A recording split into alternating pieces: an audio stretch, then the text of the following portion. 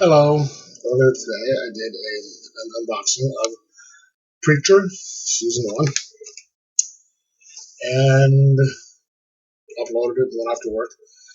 When I got back, I pulled it out and realized why something was bugging me when I did the unboxing. It had two disc 2s in it and a disc 3. That's why the two of the discs looked similar. So I'm going to do a revised unboxing for Preacher Season 1. It took me a while. I had to get this replaced. I had to go back to Barnes & Noble. They didn't have any other copies, so I had to get my money back, drive completely across town to Best Buy, and then in rush hour traffic, on a closed road, and then come back. So everything else is the same. And take that off. So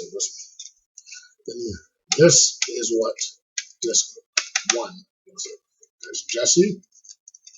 And this one, that's why those are the one.